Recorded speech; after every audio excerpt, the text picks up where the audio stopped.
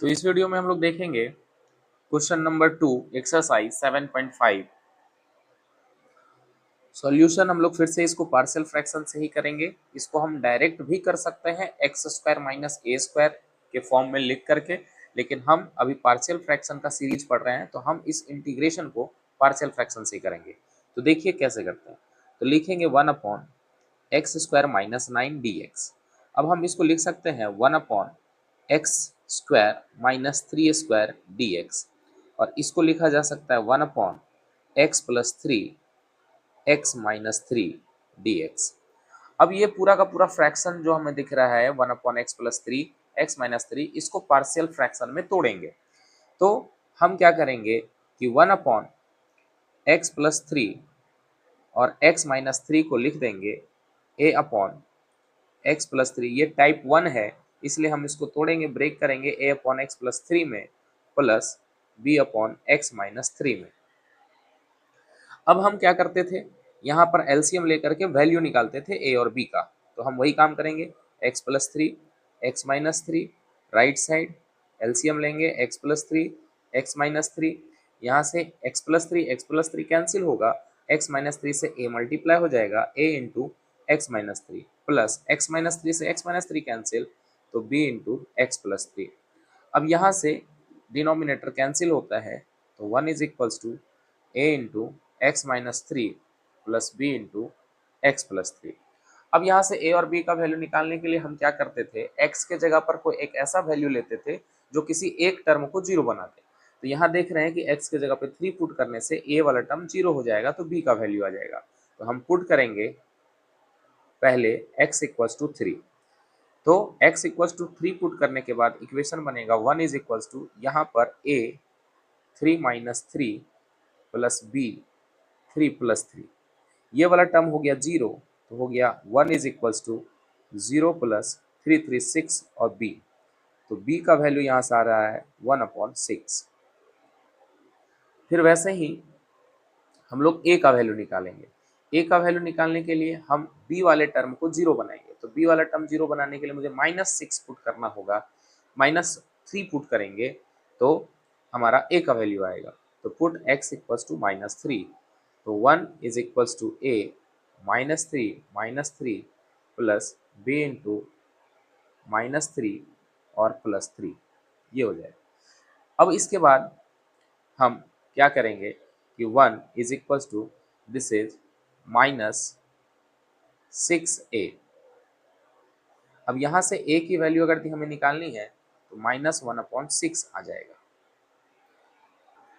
तो a का value यहाँ से आया -1/6। अब इसके बाद a और b का वैल्यू हम जा करके इस फ्रैक्शन में पुट करेंगे और इस इंटीग्रेशन को कंप्लीटली बदल देंगे। तो हम बदलेंगे किस फॉर्म में, तो हम बोलेंगे फ्रॉम इक्वेशन 1, इस इक्वेशन को 1 मान लेंगे, इस वाले को 1 मानेंगे, और 1 बदल जाएगा हमारा किस में, क्योंकि a का भी वैल्यू हमारा -1/6 आया, b का वैल्यू हमारा 1/6 आया है।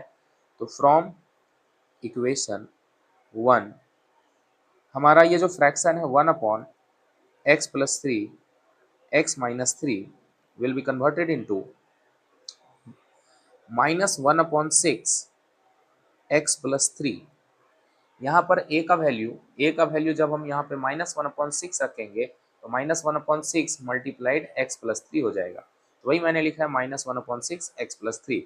फिर वैसे ही b के वैल्यू के जगह पर हम 1/6 रखेंगे तो ये हो जाएगा 1/6 x-3, ये हमारा बन जाएगा। तो अब ये फ्रैक्शन, अब ये इंटीग्रेशन, यानी कि इस वाले रैशनल फ्रैक्शन के जगह पर हम कर सकते हैं इंटीग्रेशन ऑफ 1 अपॉन ये जो x+3 इंटू x-3 dx था, इसके जगह पर हम लिख सकते हैं 1 अपॉन, अब इसके जगह पर हम ये लिख सकते हैं पूरा का पूरा, तो ये -1/6 x+3 प्लस 1/6 x-3 dx। अब 1/6 हम कॉमन ले सकते हैं या तो अलग अलग इंटीग्रेट कर देंगे।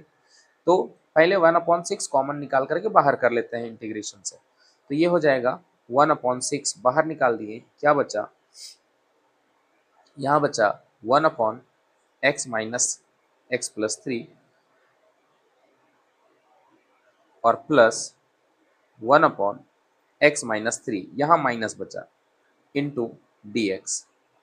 हम अब इसको अलग अलग इंटीग्रेट कर देंगे। इंटीग्रेट करेंगे तो ये माइनस साइन, तो 1/6 माइनस बाहर रहेगा, 1/1 प्लस माइनस बाहर रहेगा, 1/1 प्लस सॉरी x+3 का इंटीग्रेशन हो जाएगा log mod of x+3 plus इसका इंटीग्रेशन हो जाएगा log mod ऑफ x-3 और लास्ट में हम लगा देंगे प्लस का c।